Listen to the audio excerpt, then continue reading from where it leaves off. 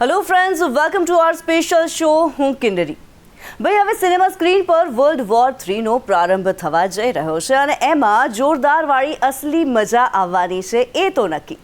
વેલ, આ વોર તમને એન્ટરટેનમેન્ટ જરૂરથી આપશે, કારણ કે તમને જાદુ પણ જોવા મળશે અને ભૂતિયાગીરી પણ જોવા મળશે. જી હા, આપના માટે હવે ફરી એકવાર એન્ટરટેનમેન્ટનો ડબલ ડોઝ લઈને આવી રહ્યા છે ગુજરાતી સુપરસ્ટાર્સ. તમારા ફેવરેટ યશ સોની, સુપરબલી ટેલેન્ટેડ મિત્ર ગઢવી અને beauty with marvellous talent Isha Kansara. અને ફિલ્મનું નામ ફક્ત પુરુષો માટે. તો ચાલો આજે આ સિતારાઓ સાથે કરીએ મુલાકાત. મિત્ર, ઈશા અને યશ, વેલકમ ટુ સંદેશ news. Thank you so much. Thank you. સૌથી પહેલા તો યશ, તમારાથી શરૂઆત કરીએ. પ્રશ્ન પહેલો એ જ પૂછવો પડે, ફક્ત પુરુષો માટે ફિલ્મનું ટાઇટલ છે, પણ શા માટે ફક્ત પુરુષો માટે? હા, પહેલાં તો આ ફક્ત મહિલાઓ માટેની ફ્રેન્ચાઇઝ ફિલ્મ છે અને ફક્ત મહિલાઓ માટે જે અદ્ભુત પ્રતિસાદ મળ્યો છે ઓડિયન્સ તરફથી, લોકોના મનમાં ઘર કરી ગઈ છે ફિલ્મ.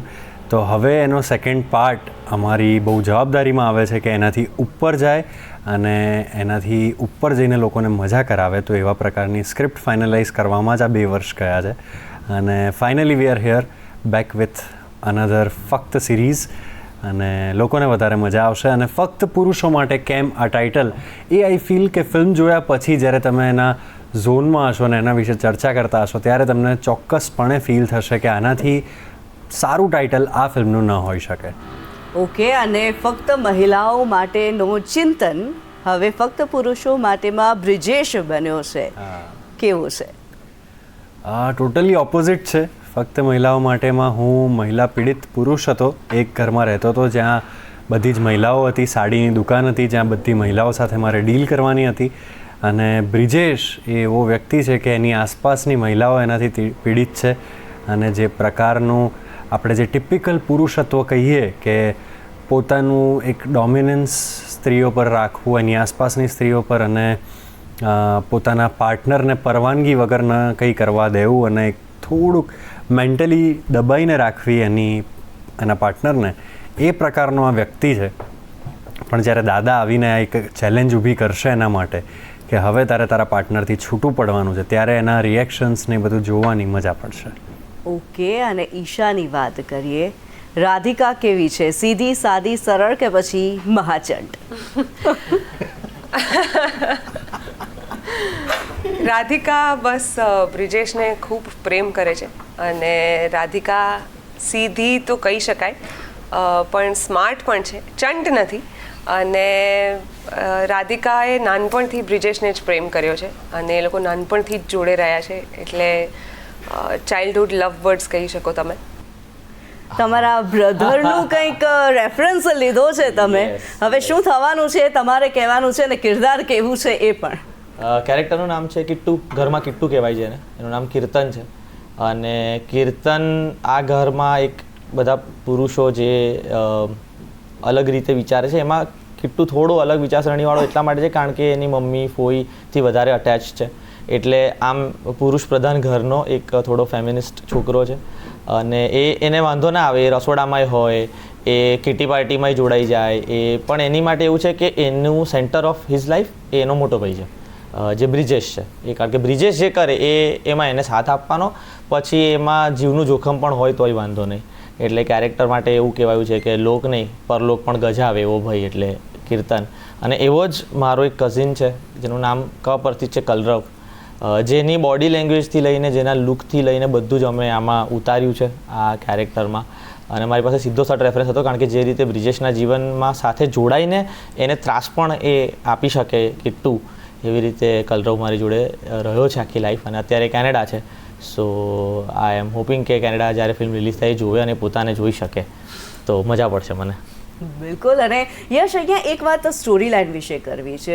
જનરલી મૂવીઝની અંદર જોવા મળતું હોય છે શ્રાદ્ધની વાત હોય, શ્રાદ્ધના 16 દિવસની વાત ક્યારેય નથી કરવામાં આવી. જસ્ટ એક રેફરન્સ કદાચ જોવામાં આવે મૂવીઝની અંદર, પણ ગુજરાતી મૂવીમાં આ પ્રકારની સ્ટોરી લાઇન, એમાં શ્રાદ્ધના 16 દિવસની વાત અને એને પણ આટલા હ્યુમરસ વેની અંદર વણી લેવામાં આવે, એના વિશે શું કહેવું છે?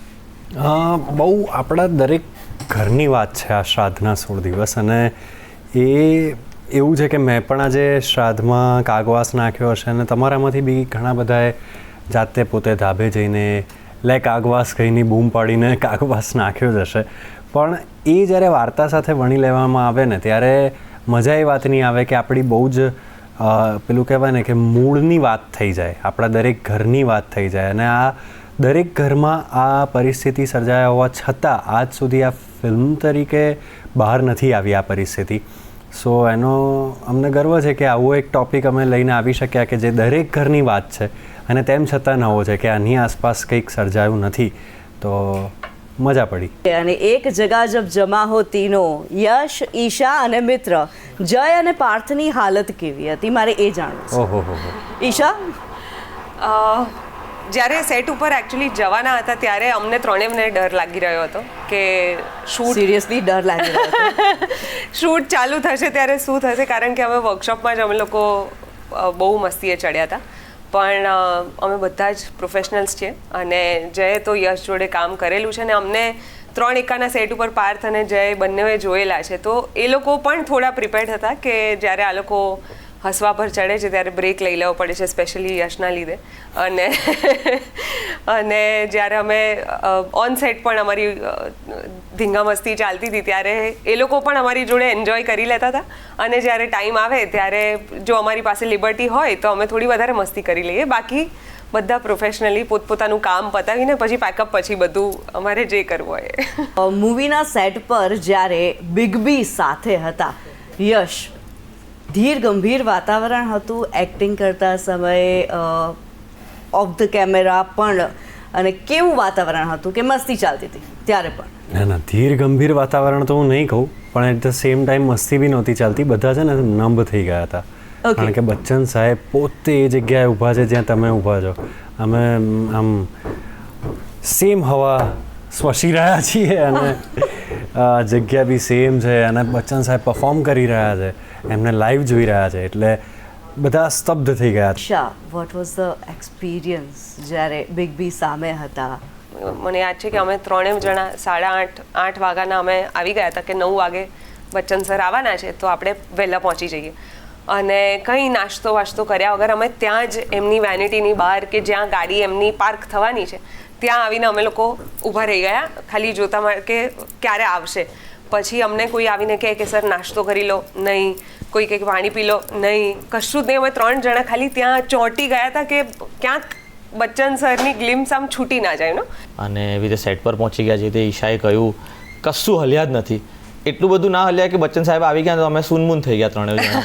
અમને ખબર નથી પડતી કે અમને કોઈ બોલાવી રહ્યું હતું કે આવી જાઓ અહીંયા ફોટો પડાવવાનો છે, એમને વેલકમ કર. અમે આમ નાના બાળકો પેલા મેળામાં ખોવાઈ જાય ને એ રીતે ખોવાઈ ગયેલા અને ફોટો પડી ગયો એમની જોડે, એમનું વેલકમ થઈ ગયું, વેનિટીમાં ગયા અને પછી અમે ત્રણેય આમ શ્વાસ છોડ્યો કે હા હવે કંઈક કહીએ, ચા પીએ. જ્યારે એમની બાજુમાં ઊભા હતા ત્યારે એવું લાગતું હતું કે યાર કંઈ ખબર જ નથી પડતી. કદાચ એવું હતું કે આંસુ અંદર રોકી રાખ્યા હતા કે રડી ના દઈએ એમની સામે.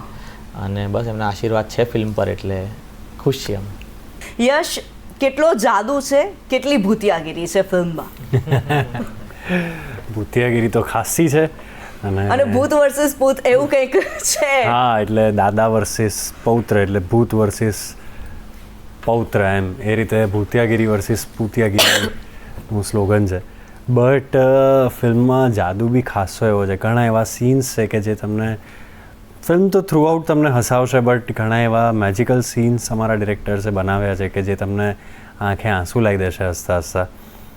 બીજો જાદુ અમારા મ્યુઝિક કમ્પોઝર કેદાર ભાર્ગવ અને અમારા સિંગર્સ કે શાન, એમણે ગીત આપ્યું છે એક જાદુ જાદુ. વિશાલ દદલાની એ ગીત ગાયું છે અમારું ટાઇટલ ટ્રેક ફક્ત પુરુષો માટે. જીગરાનું સોંગ હમણાં જલ્દી બહાર આવશે, એ એક રોમેન્ટિક સોંગ છે. સો એમણે પણ બધાએ બહુ જ સરસ મજાનો જાદુ કર્યો છે. અને અત્યારે અમારા પ્રોડ્યુસર વૈશલ શાહ એક જાદુ કરી રહ્યા છે પ્રમોશન્સ દરમિયાન, અમને ચાન્સ આપી રહ્યા છે અમારી ઓડિયન્સને રૂબરૂ થવાનો. સો એ રીતે તો ઓવરઓલ સ્ક્રીન પર પણ તમને ખાસો જાદુ જોવા મળશે. ફક્ત પુરુષો માટે ફિલ્મમાં બેસ્ટ વાત શું છે યશ? આમ તો અમારી જ ફિલ્મ છે એટલે અમારા મોઢે કેવું લાગશે તમને, બટ ટ્રસ્ટ અસ, બહુ જ મજા કરાવશે, તમને હસાવશે, રડાવશે, એ તો છે જ છે. But at the same time જેમ ફક્ત મહિલાઓ માટે જોઈને લોકો એક સરપ્રાઇઝિંગલી ખુશ થઈ ગયા હતા કે યાર આ પ્રકારની વાર્તા અમે એક્સપેક્ટ નહોતી કરી અમારી ભાષામાં.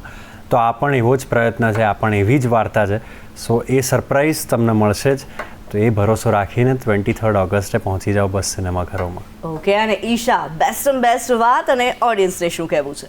એ જ કે ફક્ત પુરુષો માટે નામ સાંભળીને લોકોને એમ તો થતું જ હશે કે પુરુષોની વાત છે અને પુરુષોએ તો આ ફિલ્મ જોવાની જ છે. યસ, ડેફિનેટલી પુરુષોની જ વાત છે, પુરુષોના મનની વાત છે, પુરુષોની વિચારધરણીની વાત છે.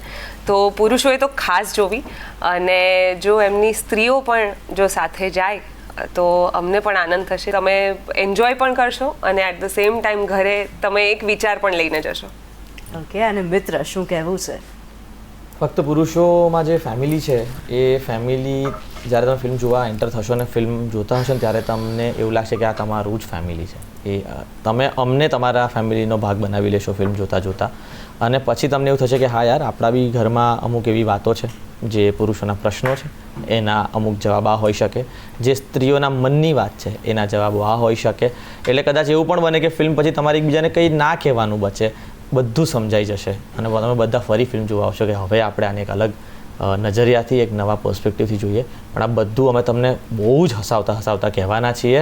હસતા તમને થોડું સમજાવી દઈશું, અને ટિશ્યુ પેપર લઈને જજો, કારણ કે હસીને પણ આંખમાંથી પાણી નીકળશે અને રડીને પણ આંખમાંથી. બિલકુલ, એટલે ફક્ત પુરુષો માટેનો જાદુ ઓડિયન્સના સર ચડીને બોલવાનો છે એવું આપણે માની જ લઈએ છીએ.